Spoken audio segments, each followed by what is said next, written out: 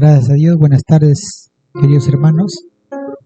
Bueno, hoy día hemos tenido el ayuno en la mañana, el trabajo de este día, y con tres objetivos que yo quiero recordar a los que están aquí para poder darle sentido, ¿no? Yo creo que toda reunión que tengamos nosotros tiene que tener un propósito, ¿no?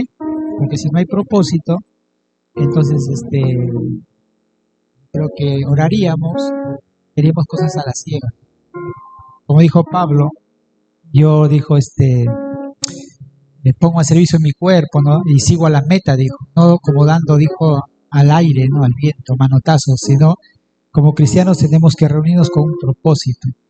Y entonces cada uno tiene un propósito. Y eran tres propósitos que teníamos hoy en día. Hoy en día se ha hablado acerca del altar familiar. Amén. Lo venimos tomando siempre de tanto en tanto, un recordatorio. Y también hemos hablado acerca de la santidad de la iglesia, que es necesaria. Amén. La Biblia dice, sin santidad nadie verá al Señor. El Señor también dice en su palabra que la santidad conviene a su casa. Amén. Entonces, como cristianos estamos aquí porque buscamos eso, ¿no? Buscamos la santidad, la integridad en nuestras vidas, de hecho y de palabra. Entonces estamos en ese camino. Amén. Estamos también en tercer lugar, habíamos estado orando por enfermos, las sanidades, ¿no? Habíamos estado orando hoy día, en esta mañana. Hoy ya tengo aquí en mi mano justamente un libro que se llama Lectura Fácil. Y quiero compartir algunas cosas de acá, brevemente, de mi lectura. Se llama así, y el título, si yo predicaría hoy día un tema, sería así: adoración, ¿qué dice? Adoración en familia. Entonces es un tema muy interesante. Estos libros están diseñados para que uno lo pueda leer, y después que uno lo lee, lo pueda regalar a personas que no son creyentes, amén, o personas que están empezando recién en la vida cristiana. ¿Por qué? Porque esto le va a ayudar a poder dirigir su vida, ¿no? Quiero hablar hoy día, habló nuestro hermano también, pero quiero hablar por el tema, para mí es de suma importancia. ¿En qué sentido? Es que la adoración en familia es muy importante, amén.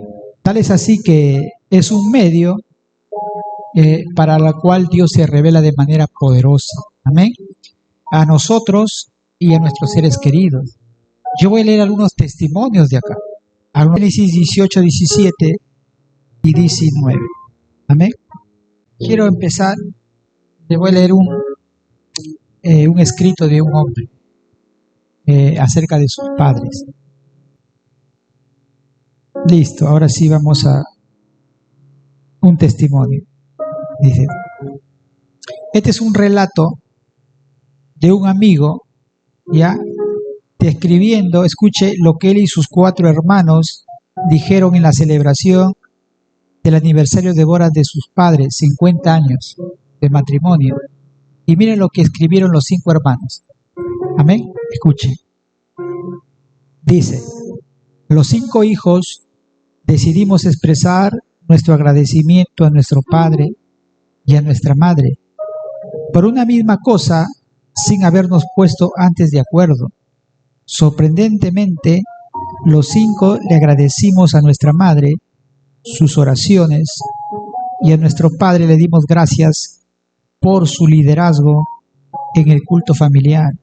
Mi hermano dijo, papá, el recuerdo más lejano que tengo es de las lágrimas que corrían por tu cara cuando nos enseñabas los domingos por la noche el progreso del peregrino, y hablabas de cómo el Espíritu Santo guía a los creyentes cuando tenías solo 3 años. Dios te usó en el culto familiar para convencerme de que el cristianismo era real. No importa cuánto me haya extraviado en los años posteriores, hoy es pastor de una iglesia, en años posteriores dice, nunca he podido cuestionarme seriamente la realidad del cristianismo, y quiero darte las gracias por eso. Tremendo, ¿no? 3 años. Le estaba agradeciendo a su padre. Amén. de que en sus oraciones su padre 18, ahí lo puedes poner, dice, pero el Señor estaba pensando, le ocultaré a Abraham lo que estoy por hacer. Es un hecho que Abraham se convertirá en una nación grande y poderosa, y en él serán bendecidas todas las naciones de la tierra. Yo lo he elegido para que instruya a sus hijos y a su familia, a fin de que se mantengan en el camino del Señor y pongan en práctica lo que es justo y recto. Así el Señor cumplirá lo que le ha prometido. Quiero enfatizar esa parte. Yo lo he elegido, repita conmigo, para que instruya ¿a quién? A sus hijos y a su familia. Oremos. Padre, te doy gracias en esta tarde por tu palabra, Señor. Hoy día queremos hablar acerca del culto o la adoración familiar. Padre, que, amado Espíritu Santo, tú puedas usar esta escritura, estos testimonios, estas palabras que yo voy a expresar aquí en esta tarde, y que quede grabado en cada corazón, en cada mente, Padre. Espíritu Santo, tu palabra no volverá vacía, toca cada vida, cada mente, cada espíritu, en el nombre poderoso de Jesús. Amén. Ahora sí, tomen asiento. Listo, les he leído un gran testimonio, un relato escrito acerca de Amén. Quiero también una encuesta realizada.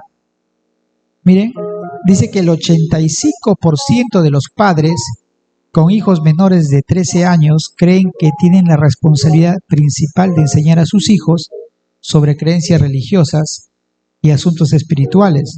Sin embargo, la mayoría de ellos no pasa tiempo a lo largo de la semana discutiendo asuntos o estudiando materiales religiosos con sus hijos. ¿Qué quiere decir eso? Que muchos están de acuerdo en que sí, que el padre deben ser las personas que deben instruir a sus hijos. Lo creen, pero no lo hacen. ¿Listo? Entonces, ahí hay algo que no está bien. Después, hay algo importante. En la Biblia, si recordamos nosotros, hay un testimonio. ¿Qué hombre dijo este hecho? Dijo, mi familia y yo serviremos al Señor. Josué. Josué, ya para cruzar el río Jordán, ya repartió su heredad a cada uno. Él dio estas palabras donde él prácticamente sabía que su responsabilidad y a esa etapa de su misión terminaba, ya se introducían a la tierra y su misión era hasta ahí se acababa. Dios le dijo, tú introducirás a este pueblo a la tierra que yo he jurado. Entonces él sabía que su tiempo ya estaba terminando. Él sabía porque ya también estaba adulto. Amén. ¿Cuántos creen que Dios nos usa para diferentes etapas? Amén. Yo, por ejemplo, ya tengo mi etapa y después ya se levantará otra persona, ya pasamos nosotros. Y lo importante, hermanos, es que nosotros pasemos la posta. Amén. Nadie se va a perpetuar en una posición de liderazgo, lo que sea. Siempre Dios está levantando la siguiente generación. Y es nuestra responsabilidad de nosotros como líderes, como ancianos de esta iglesia, ir ya transfiriendo todo eso, ese legado espiritual, a las generaciones que vienen. Ustedes, por ejemplo, lo harán con sus hijos. Amén. Tienen que hacerlo con sus hijos. Entonces, Abraham, ustedes saben que en la antigüedad no había iglesias. En el Antiguo Testamento no había iglesias, no había escuela dominical, ni siquiera había un canon así, como lo tenemos ahora. ¿Y cómo se transmitía? ¿Cómo se transmitía la fe, las creencias? ¿Cómo se transmitía? Ahí está. Abraham, ¿qué hacía? Era un hombre que cada vez que Dios se manifestaba tenía una revelación de Dios. Dice que hacía un altar. Cuando Dios se apareció por primera vez hizo un altar. Cuando Dios nuevamente se apareció hizo otro altar. Cuando tuvo su hijo era un hombre, se le conoce como un hombre constructor de altares. ¿Pero qué significa un altar? Un altar significa adoración. Y este hombre, Abraham, era un hombre, como dice las Escrituras, dice que él había sido elegido para instruir a sus hijos. Entonces él se reunía y les hablaba, en este caso a Isaac, y le hablaba acerca de Dios. ¿Y qué le hablaba? Acerca de cómo se reveló a él, acerca de cómo lo sacó de la tierra de Ur de los Caldeos, acerca de su promesa de que en él iban a ser benditas todas las naciones de la tierra. Le habló acerca de sus errores con Agar, le habló acerca de su hijo Ismael, le habló acerca de todo. Isaac tuvo conocimiento del Dios verdadero. Amén. Por eso que él no se podía casar con otra mujer que no fuera de su misma religión, de su misma creencia. Por eso que fue obediente cuando su padre lo envió a su criado a traer a otra esposa, a Rebeca, porque él sabía que él era un pueblo escogido, un pueblo especial. Pero ¿quién lo instruyó? Su padre. El trabajo de su padre era instruir. Ese era el trabajo de las personas en el Antiguo Testamento. Amén. Entonces ahí hay una evidencia. Tenemos también la evidencia también de Moisés. Moisés, él por ejemplo escribió ese poderoso texto que es Deuteronomio capítulo 6, verso 4 y 7. Mire lo que escribió. Está en Deuteronomio, porque él escribió esa parte, el Pentateuco lo escribió Moisés. Y escucha lo que dijo Moisés. Escucha, Israel, el Señor, nuestro Dios, es el único Señor. Ama al Señor tu Dios con todo tu corazón y con toda tu alma y con todas tus fuerzas. Grábate en el corazón estas palabras que hoy te mando, incúlcaselas continuamente a tus hijos. Háblelas de ella cuando estés en tu casa y cuando vayas por el camino, cuando te acuestes y cuando te levantes. Tremendo, ¿no? Ese era lo que escribió Moisés. ¿Y de quién lo recibió él? De su generación, de su mamá, que lo instruyó desde pequeño, de que cuando su mamá lo comenzó a transmitir acerca del pueblo de Israel, acerca de que era un pueblo elegido, eso venía de atrás. Entonces ellos comenzó, y cuando él le presentaron el poder, los egipcios con su poder, su poderío militar, su cultura, porque Egipto era una potencia militar y cultural. Es más, ahí había una de las bibliotecas más grandes del mundo antiguo, de filosofía, de todo lo que los egipcios habían acumulado por siglos. Ahí se acumulaba, y él fue instruido en ese conocimiento. Él sentía tal vez para sentirse orgulloso que había estudiado en el mejor, digamos, universidad del mundo antiguo. Pero ¿qué pasó? ¿Eso lo pudo cambiar a él? Él renunció a sus raíces. ¿Por qué? Porque tuvo una madre que le instruyó en su hogar a su hermana María acerca de quiénes eran ellos. Y es por eso que no nos sorprenda que María fue una profetisa, su hermano Aarón fue sacerdote, ¿no? Y él fue un profeta. Tremendos hombres de Dios, porque sus padres hicieron un trabajo, hermanos, extraordinario, inculcándoles a ellos acerca de todo su religión, su creencia y su Dios. Amén. Yo quiero que vayamos entendiendo que el altar familiar, la adoración familiar, es algo muy poderoso, hermanos. Nuestra responsabilidad como padres es hacerlo eso. Josué, también él estuvo ahí, y Josué 24:15, él declaró cerca al final de su vida, como les dije, y una vez más exhortó a Israel y le dijo: pero si ustedes les parece mal servir al Señor, elijan ustedes mismos a quienes van a servir, a los dioses que sirvieron sus antepasados al otro lado del río Éufrates. Ahí vivía Abraham. ¿A quienes adoraban? Al sol y a la luna. Han encontrado vestigios arqueológicos de que en Ur de los Caldeos había unos sigurat, tipo así como hay acá en las huacas del sol y la luna, eran así, y ahí adoraban al sol. De ahí venía Abraham. De ahí así eran sus padres, eran idólatras, pero Dios lo escogió, lo llamó para ser una nación. Entonces él está rememorando, le dijeron: ustedes, sus antepasados, sirvieron al otro lado del río Éufrates a los dioses de los amorreos, en cuya tierra ustedes ahora habitan. Por mi parte, mi familia y yo serviremos al Señor. Qué tremendo, ¿no? Y eso es lo que necesitamos. Amén. Se necesita hombres comprometidos con Dios, que digan eso mismo: yo y mi casa serviremos al Señor. Hace mucho tiempo yo me hacía una pregunta y veía por qué los hijos de pastores se iban o no servían a Dios, o no querían ser pastores, o hijos de creyentes que se iban al mundo. Y la respuesta, lamentablemente, está en el mal trabajo que los padres realizan en sus hijos. Amén. Entonces es importante entender eso. El libro de Job también comienza, miren, dice en el primer versículo, el capítulo 1, versículo 4, dice: una vez terminado el ciclo de los banquetes, Job se aseguraba de que sus hijos se purificaran muy de mañana, ofrecía un holocausto por cada uno de ellos, pues pensaba: tal vez mis hijos hayan pecado y maldecido en su corazón a Dios. Para Job esta era una costumbre cotidiana. ¿Qué hacía? Oraba por cada uno de sus hijos, y según la costumbre era hacer un sacrificio, y él oraba por cada uno de ellos.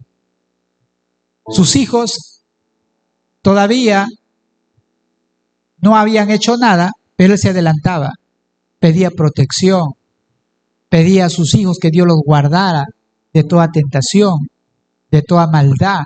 Entonces, miren lo que hacían estos grandes hombres de Dios. ¿De dónde lo aprendieron? De sus antepasados.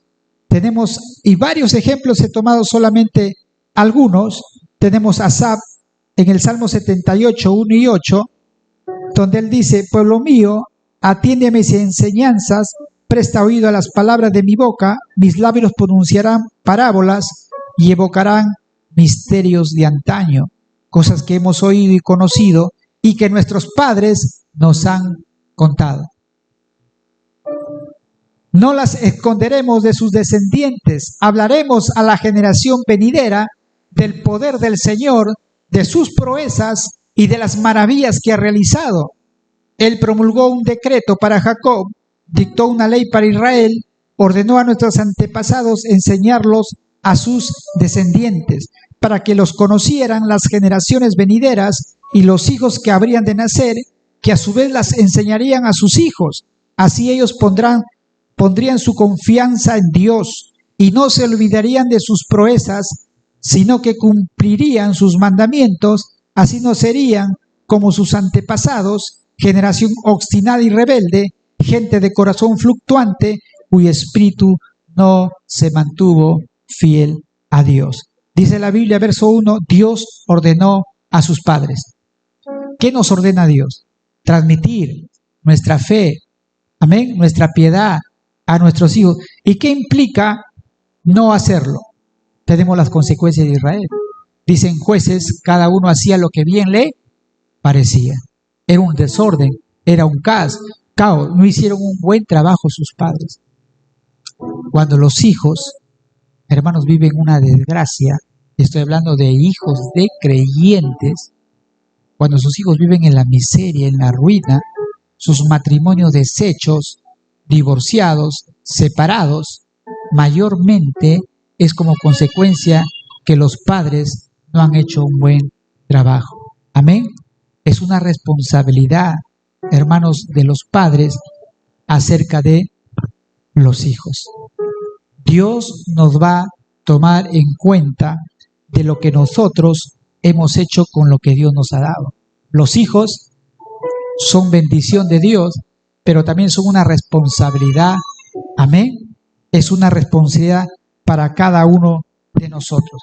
Tenemos también ahí ejemplos de Pablo, cuando él empieza a decir, dice que la disciplina e instrucción del Señor, que debemos educar a los niños según la disciplina y la instrucción del Señor. En Efesios 5:25 dice: esposos, amen a sus esposas, así como Cristo amó a la iglesia y se entregó por ella para hacerla santa. Él la purificó lavándola con agua mediante la palabra.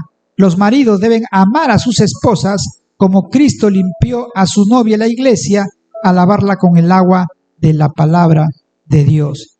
Y después dice en Efesios 6:4: y ustedes, padres, no hagan enojar a sus hijos, sino críenlos en la disciplina e instrucción del Señor. No vamos a esperar como padres que otros hagan ese trabajo. Amén. ¿De quién está hablando Dios? Ustedes, padres. Ahora, usted dirá: no, pero yo lo llevo a la escuela dominical. Ah, está bien. Pero la responsabilidad primaria es de los padres. Aquí en la iglesia les instruimos de la palabra de Dios, pero en la casa es la verdadera iglesia. Amén. Ahí al niño tiene que instruírselo en la palabra de Dios. Y ahí tenemos también, ahí en Pedro, 1 de Pedro 3:7, dice: de igual manera ustedes, esposos, sean comprensivos en su vida conyugal, tratando cada uno a su esposa con respeto, ya que como mujer es más delicada y ambos son herederos de la gracia, del grato don de la vida. Así nada estorbará las oraciones de ustedes. Entonces, hermanos, aquí, ¿qué es lo que hace? Hace referencia que los esposos junto a sus esposas debemos enseñar, amén, a nuestros hijos. Y también en Salmos 66:18 dice: si en mi corazón hubiera yo abrigado maldad, el Señor no me habría escuchado. Entonces, es importante, hermanos, que la adoración familiar es una costumbre antigua. Amén. Con estos textos que yo les he dado, es una buena costumbre, no es algo nuevo, sino la antigua costumbre de los hombres santos de Dios. Entonces tenemos que nosotros como iglesia tener en cuenta eso. Vamos a ver también algunos ejemplos acerca de la reforma, la adoración familiar en la iglesia. Quiero aquí, tal vez ustedes no lo han escuchado, pero un estudioso de la historia de la iglesia primitiva escribe sobre la práctica de la oración familiar de los cristianos posteriores a los tiempos del Nuevo Testamento. Dice así: temprano por la mañana, mire cómo era después de la muerte de Cristo, 100 años después, lo que hacía la iglesia. Temprano por la mañana la familia se reunía y leía una porción de las escrituras del Antiguo Testamento, que era seguida por un himno y una oración en la que daban gracias al Todopoderoso por preservarlos durante las silenciosas vigilias de la noche y por su bondad al permitirles contar con bienestar físico y mental.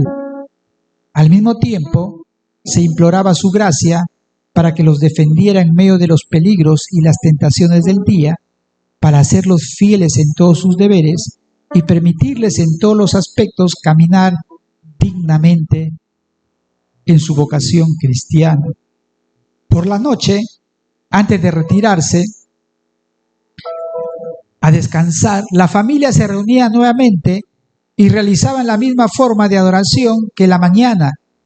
Esta diferencia, el culto se prolongaba considerablemente más allá del periodo que se asignaba al comienzo del día. ¿Cuántas veces hacían su culto? 2 veces. En la mañana y en la noche antes de acostarse. Era una costumbre. Tertuliano es un padre de la iglesia.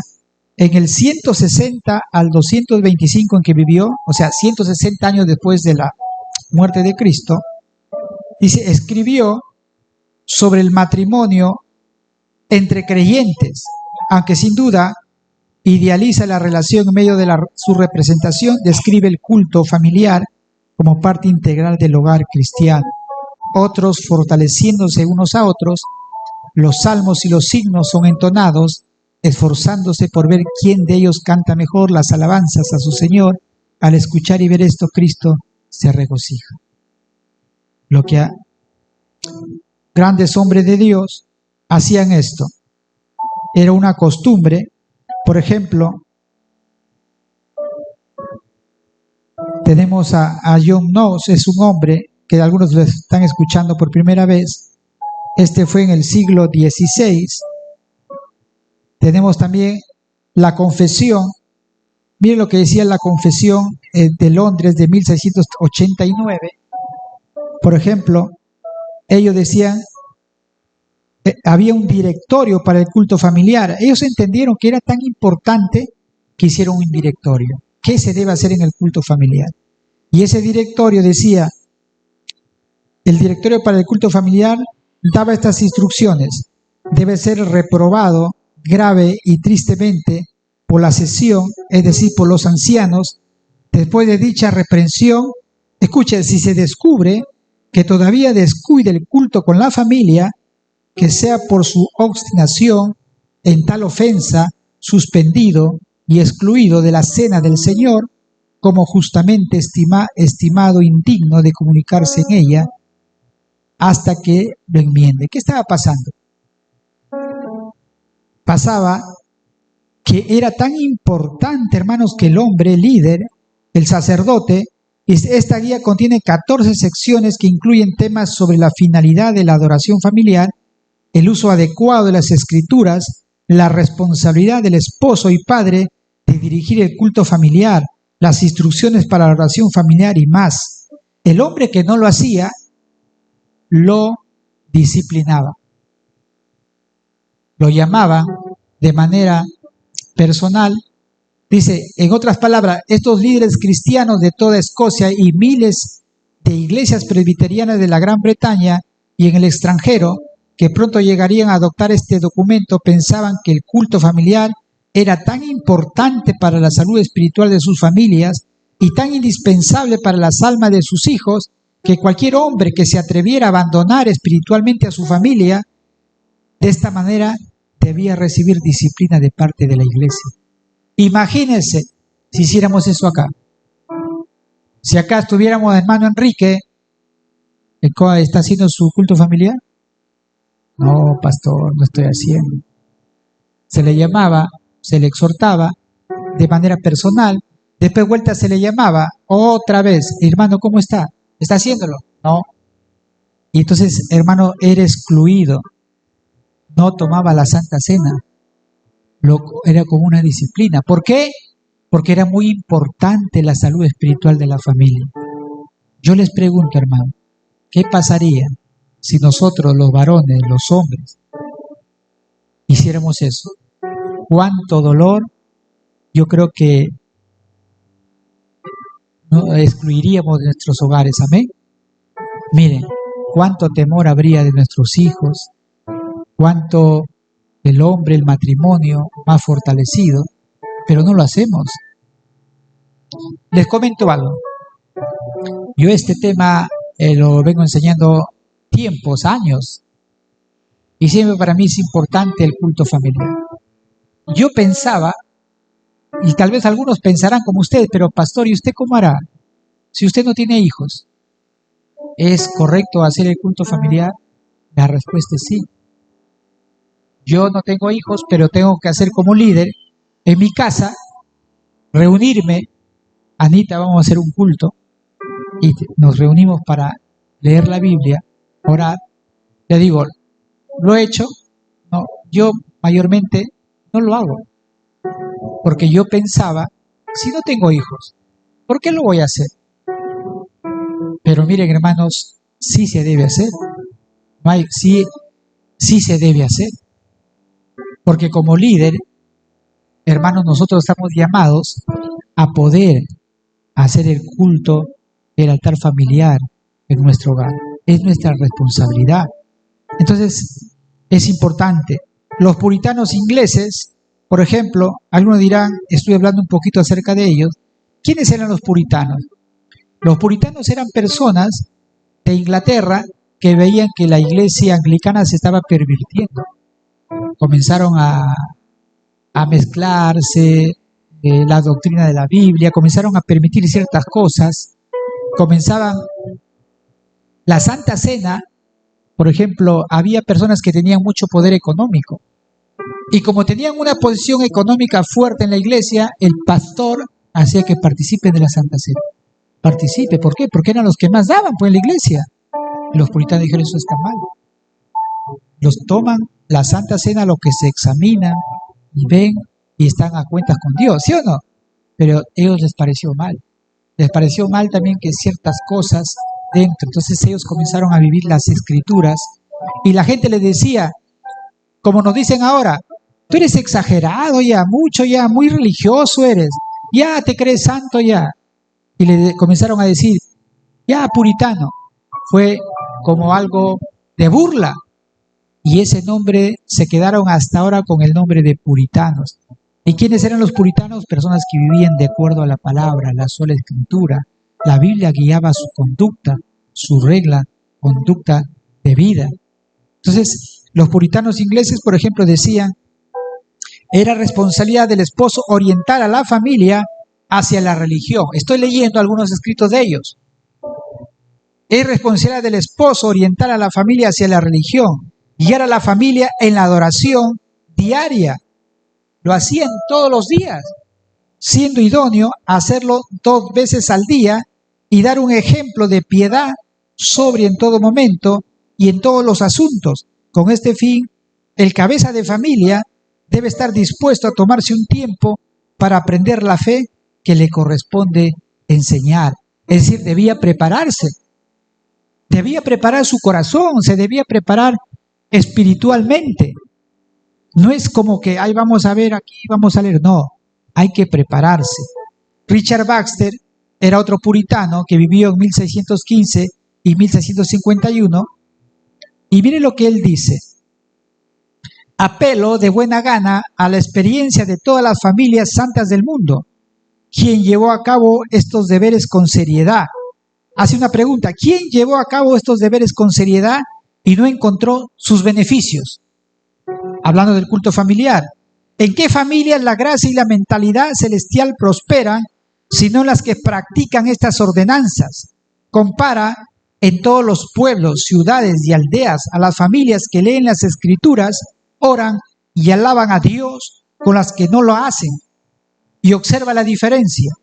¿Cuáles de ellas abundan más con impiedad, juramentos, maldiciones, quejas, borracheras, prostituciones y mundanalidad? ¿Y cuáles abundan más con fe, paciencia, templanza, caridad, arrepentimiento y esperanza? Las diferencias no son difíciles de encontrar. Tremendo, ¿no? Y esa es la verdad. Esa es la verdad. Usted vea a un hogar que donde el padre toma la iniciativa, el liderazgo, y ve el resultado. ¿Cómo son sus familias? ¿Cómo son los matrimonios? ¿Cómo es esa generación? Hermano, es algo tremendo con los que no lo hacen. Cristianos fluctuantes, cristianos quejosos, maldicientes, que en lugar de ser de bendición en la iglesia, son problemas, de ahí vienen divisiones, pleitos, contiendas. ¿Cuánta responsabilidad hay? Amén. Hay otro hombre que muchos habrán escuchado. Ese tiene el nombre de Matthew. Ahorita que duerme Matthew. Yo con mi esposa, yo cuando estudiaba, yo tengo un comentario que se llama Matthew Henry. Entonces, cuando mi esposa, me acuerdo, nació Jeremy, nosotros en realidad le pusimos el nombre. Le pusimos el nombre Matthew. Sí, creo que sus papás pusieron Jeremy. Así, pensé que era al contrario. Pero Matthew, les comento, ya nosotros pusimos Jeremy. Matthew es un bonito nombre. Es nombre de un hombre de Dios que se llama Matthew Henry. Mire, escuche, él vivió en 1662 y se hizo muy conocido en su iglesia por ese comentario. Es un inglés. Y escuche lo que él dice. La conducta de Matthew en su familia. Escriben acerca de él, que lo conocían a él. Dice, estaba regulada en gran medida por el ejemplo de su piadoso padre, de cuya casa comentaban, esta no es otra que la casa de Dios y la puerta del cielo. Miren sus amigos lo que comentaban. Matthew fue constante en la adoración a Dios en su familia, tanto por la mañana como por la tarde, y no trataba de evitarla. Nunca fue tedioso, sino siempre comprensivo, haciendo mucho en poco tiempo. Cuando el día terminaba, sus hijos acudían a él por sus bendición, que le daba con solemnidad y afecto. Eso lo llevó el ejemplo de sus padres, lo llevó con sus hijos. Dice que todos sus hijos, cuando el día terminaba, venían para que su padre los pudiera bendecir. ¡Qué tremendo! Y Matthew Henry, que usted sepa, es el hombre más conocido en todo el mundo por un comentario que hizo. Ese comentario le tomó, creo que más de 20 años hacerlo. Y es el comentario más usado en todo el mundo. Es el más, era un hombre sabía el griego y sabía el hebreo. Y él tradujo la Biblia a estos dos idiomas. Yo lo utilizo cuando voy a ver, por ejemplo, a predicar y ver una raíz en el original, siempre me voy a su comentario. Entonces ahí está traducido. Y me voy a precisamente lo que quiere el autor decir. Él lo hizo. Todos los años de su vida lo dedicó para eso. Por eso es conocido. Dios lo recompensó, lo honró por eso.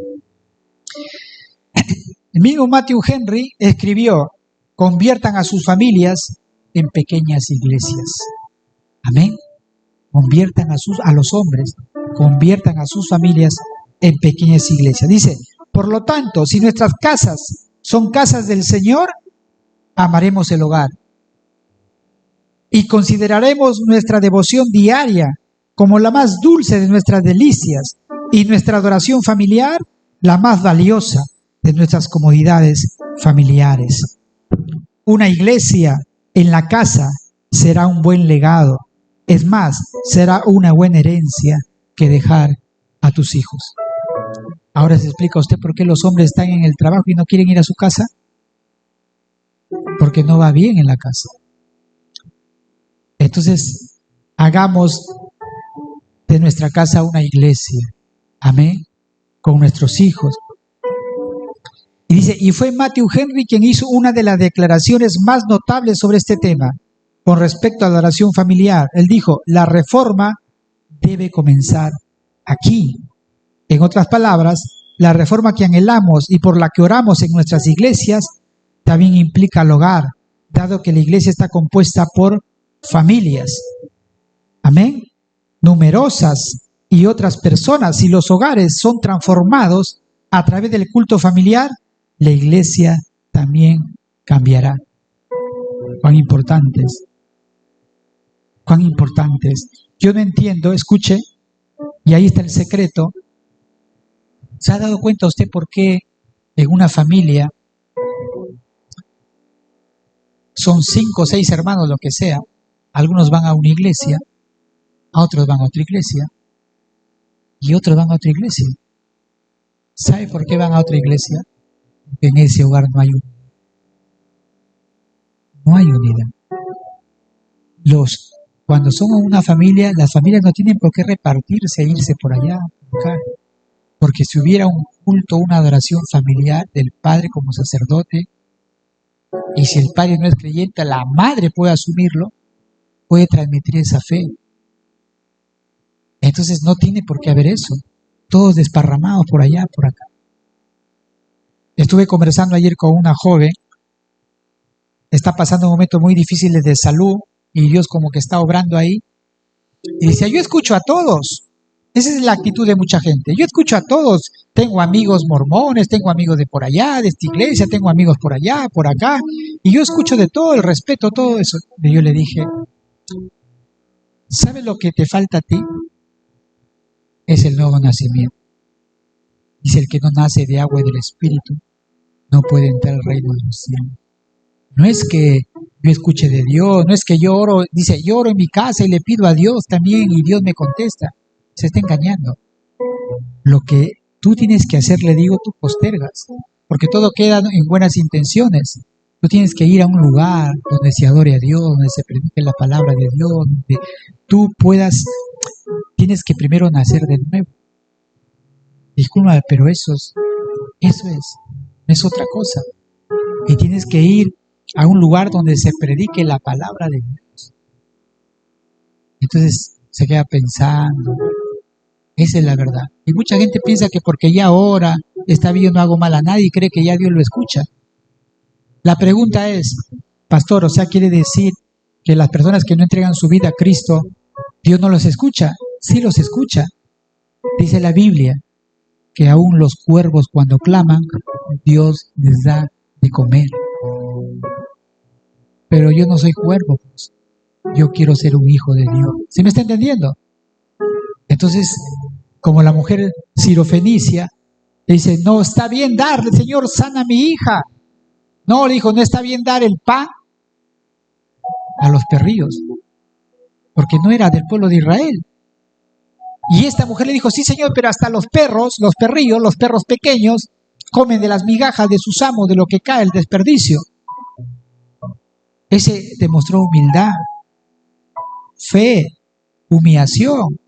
Por eso Dios le concedió el milagro, la sanidad. Pero nosotros, hermanos, como hijos de Dios, tenemos la abundancia de lo que hay en la mesa del Padre. Amén. Y eso es lo importante, hermano. Nosotros tenemos que entender eso. También tenemos Samuel Davies. Él dice, vivió en 1724.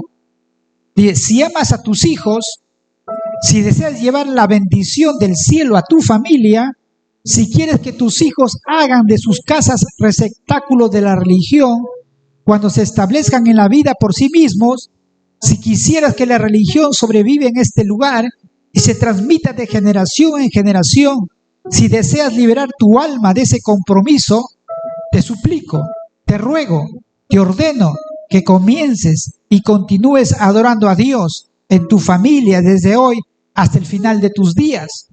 Considera la religión familiar no solo como un deber impuesto por la autoridad, sino como tu mayor privilegio otorgado por la gracia divina. Tremendo, ¿no? ¿Cuántos aman a sus hijos? Pero yo les demuestro hoy en esta noche que ustedes no aman a sus hijos. O si lo aman, no lo aman en la medida que Dios quiere que tú le ames. ¿Y cómo, pastor? Porque si tú amaras a tus hijos, no, pero pastor, yo a mis hijos me saco el ancho, me fajo y le estoy dando una educación, le estoy dando una carrera, que se queden con una buena casa. Está bien, pero esas son cosas temporales. Esas son cosas, la casa es para que te cubras del viento, de los elementos, tengas un lugar donde ir. Una carrera es para que tú te ganes la vida y puedas proveer para los tuyos, para tu familia. Está bien, un oficio, una carrera, pero ¿sabes lo que tú no estás proveyendo? Tú no estás proveyendo para el alma, para la eternidad, para la vida futura. Y ahí está, hermanos, nuestro fracaso como padres, porque no lo estamos preparando para la vida eterna. Y eso es lo que vale, y eso es lo que cuenta, porque tu título, yo tengo la de cuadros que no tengo no tengo ni espacio de todo lo que he estudiado. Ahí lo tengo en una caja metido. Títulos, doctorados, maestrías, bachillerato, la carrera, he estudiado tantas cosas, ahí lo tengo, especializaciones ahí. Ya no hay espacio que ahora está en digital, pero ¿sabes una cosa? Eso nunca nubló mi mente, porque yo entiendo que todas esas cosas son para ganarme el pan de cada día. Pero ¿sabes una cosa? Cuando un día nos presentemos ante Cristo, estemos ante el trono, el gran tribunal, Cristo no te va a preguntar los títulos que tú has obtenido en la tierra. Cristo te va a obtener cuánto tú has hecho por Él para extender su reino. Esa es la pregunta. El resto no le interesa. Entonces, si tú amaras a tus hijos, entonces tú tendrías que prepararlo para la vida eterna. Amén. Transmitirle tu fe, tu confianza, y tú puedes decir con autoridad, yo amo a mis hijos. Mis hijos, el día en que yo muera, yo moriré en paz, porque están preparados para la vida eterna y para la vida presente. Amén. Yo tengo el gran privilegio de que yo del conocimiento terrenal, en mi carrera o de cosas, de cultura, me gusta investigar, me gusta investigar. Digo, Señor, gracias por haber dado conocimiento de tantas cosas, pero también me siento contento porque te conozco a ti, Cristo, y conozco la sabiduría, conozco tu palabra, tengo un entendimiento más completo de la vida, y eso me da mucha felicidad de conocerle a Cristo. Y cuando tú más le conoces, más amas a Dios, hermano. Amén. Más, cuando tú pasas tiempo con una persona, más empiezas a conocerlo, la intimidad. Honestamente, yo a mi esposa, cuando yo me casé, lo amaba así, poniendo algo simbólico, ¿no? Lo amaba así, pero cuando ya pasé años, yo tengo con ella, nos vamos a los 30 años, nos vamos a los 30, pero ya no llegamos. Y ya ha ido pasando los años, le he ido conociendo y le he ido amando más. Yo sé sus virtudes, yo sé sus fortalezas. Perfecta no es, yo tampoco, pero tiene cosas buenas. Y he logrado entenderla, comprenderla, amarla más. Es el tiempo que nos vivimos junto con ella. Hay cosas que yo hablo, hay cosas que ella habla que me doy cuenta que son mis palabras, porque se le pega algunas cosas. Entonces es igual cuando tú pasas tiempo con Dios, en su palabra, la mente de Cristo, sus pensamientos son tus pensamientos. Por eso es importante cuando vamos conociendo más a una persona, en este caso a la persona de Cristo, tú lo vas amando más, más y más. Tremendo, hermanos, esto de acá. Tenemos también varios hombres de Dios. De Alexander hay otro hombre de Dios. Dice también la influencia del culto familiar en la piedad personal, en los padres y en los niños. Describe en el culto familiar como medio de mejora intelectual, especialmente en el aprendizaje de la Biblia. Expone persuasivamente sobre la influencia del culto familiar en la armonía y el amor domésticos en un hogar afligido, en visitantes, invitados y vecinos, y es perpetuar la sana doctrina. Creo que es más conveniente cuando aborda la influencia del culto familiar en la iglesia, la influencia del culto familiar en la posteridad. Hablo sobre todo eso. Entonces, dejando de lado todas las palabras halagadoras, puedo decir claramente que considero que el abandono del culto familiar surge de la tibieza y de la mundanalidad. ¿Y por qué no hacen los padres? Escuche, ¿por qué los padres, yo como líder, no hago el culto familiar? ¿Sabes por qué? Les digo honestamente, si un padre no haría el culto familiar, porque están dando chueco. Es así, está mundano. ¿Qué va a hablar de la Biblia? ¿Qué le va a dar a sus hijos, hermano? Vamos a orar. ¿O qué va a leer un texto de la Biblia que dice, sé santo como yo soy santo? Si él sabe que no, es un hipócrita. Y su conciencia lo va a acusar. Entonces el hombre, cuando, hermanos, tiene rabo de paja, entonces no va a poder tomar la Biblia, reunir a su familia. ¿Con qué autoridad? Por eso es importante, hermanos, que cuando el hombre cumple su función como sacerdote de la casa y empieza, es porque está a cuentas con Dios. Amén. Está a cuentas con Dios. Me estaba contando Enrique, y viene este ejemplo.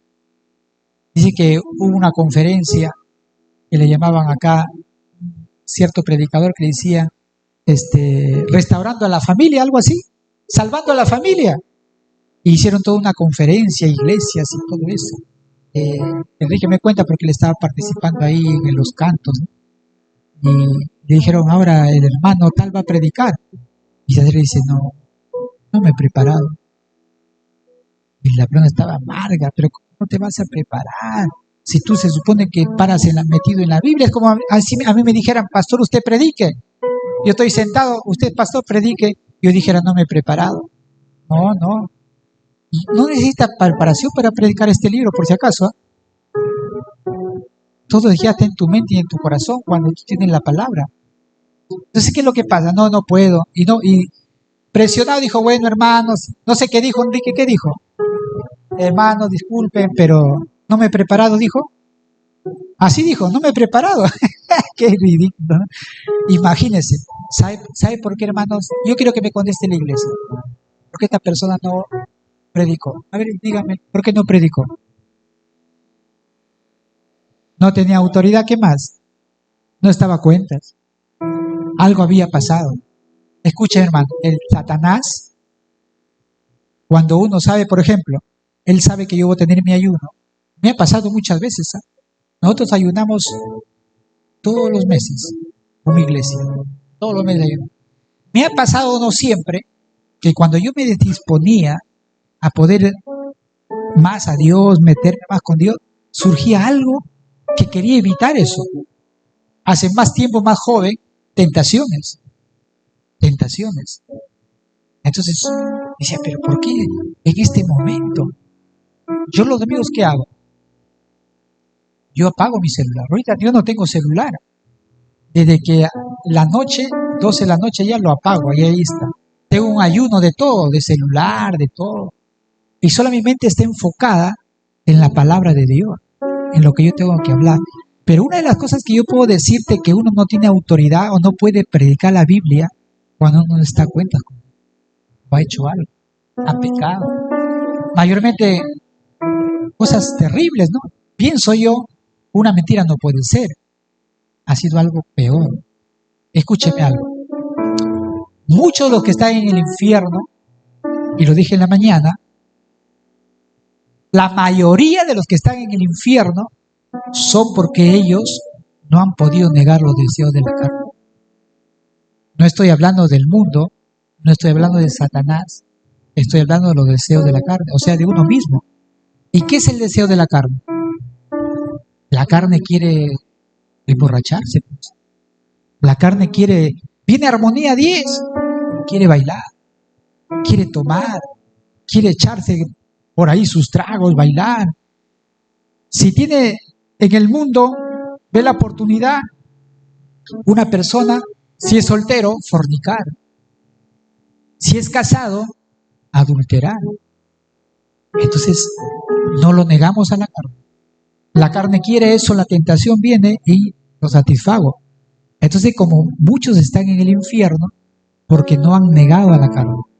Y porque no han negado la carne, llega un momento que Dios los ha negado a ellos. Los niegan y se van a ese lugar. Entonces, por eso que nosotros, hermanos, ¿para qué sirven los ayunos? Para mí, en la Santa Cena, son disciplinas, son medios de gracia que Dios nos da. La oración, la palabra de Dios son medios de gracia para mantener, ¿qué? Hermanos, sujeto a esta carne. Porque si tú no oras, no buscas y no ayunas, como dice mi suegra, cristiano que no ora ni ayuna, Satanás lo desayuna. Entonces tenemos que nosotros, y es la verdad, si tú no ayunas y no oras, eres presa fácil de ti mismo, no de Satanás, no del mundo, de ti mismo, porque tu carne se inclina siempre al mal. Va a ser fácil mentir, va a ser fácil hacer negocios turbios, va a ser fácil decir, no tengo que darle el soborno porque si no lo doy no hay trabajo, además yo necesito trabajar, tengo bocas que alimentar. Y cuando caes en pecado, no, pero la carne es débil, pues, por eso, y todo lo justificamos. Por eso es importante que nosotros tenemos que, hermanos, el culto familiar. Dice, ¿cuántos han visitado hogares donde han visto que se practique la adoración familiar? Pregunto yo, ¿cuántos han visitado hogares donde se practique la adoración familiar? Yo nunca. Yo he ido a casas de pastores, yo ya tengo 30 años, he visitado casas de pastores, nunca en mi vida he visto que han hecho un culto familiar, nunca en mi vida. Y después, rememorando de todo, no voy a decir nombres, pero sus hogares son caos, divorciados. Escuche, divorciados, casas de pastores, no casas de miembros, separados, divorciados. Estuve conversando con un pastor que se había separado y sabe que yo soy pastor, y me dice, Jorge, pero tú tienes que entender que la carne es débil. Y bueno, ya yo no estoy con mi esposa, pastor. Yo no le digo pastor. Antes le decía pastor, ahora lo digo por su nombre. es que ya no es pastor ya, pues. Él tampoco ya no predica ya. Él trabaja, tiene una profesión secular y se dedica a eso. Miren, otro pastor también separado. Digo, Dios mío, ¿qué está pasando? Se está volviendo como algo común, hermano. ¿Pero qué pasó? Sus hijos, igual, de este primero se han apartado del Señor. Del segundo igual se han apartado, ya no van a la iglesia. Es terrible lo que está pasando. Y tenemos, yo creo que la respuesta acerca de esto. Dice, una vez dice que estaba en un seminario de 115 estudiantes. Escuche, 115 estudiantes. Y la pregunta fue la siguiente: ¿cuántos de ustedes crecieron en hogares donde se practicaba el culto familiar? Se supone que estos jóvenes estaban preparándose para el ministerio. 115 de ellos. Solo 7 levantaron la mano de los 115. Luego pregunté, ¿cuántos han visitado hogares donde han visto que se practique la adoración familiar? Nadie levantó la mano. En un seminario conservador de creyentes en la Biblia, que atrae a algunos de los cristianos más devotos y celosos del Evangelio de todo el planeta, personas que se preparan para ser pastores y misioneros, solo 1 de cada 16 estudiantes de mi clase estaba familiarizado con el culto familiar. Hermanos, ahí está. ¿Qué probabilidad hay de que los estudiantes del seminario que nunca han visto un culto familiar entren al ministerio y enseñen a las personas cómo practicarlo y dirigirlo, si nunca fueron instruidos en el culto familiar? Amén. No podemos esperar que lo enseñen a otros. ¿Se da cuenta, hermanos, cuán importante es el culto familiar? Entonces, esto es algo para que nosotros lo tengamos en cuenta. Y acá quiero de Charles Spurgeon, un predicador, dice, si queremos criar una familia piadosa, que sea una semilla para servir a Dios, cuando nuestras cabezas estén bajo los terrones del valle, busquemos entrenarlos en el temor de Dios, reuniéndonos como familia para adorar. Qué tremendo, ¿no? Qué tremendo. Yo creo que si queremos ver buenos tiempos,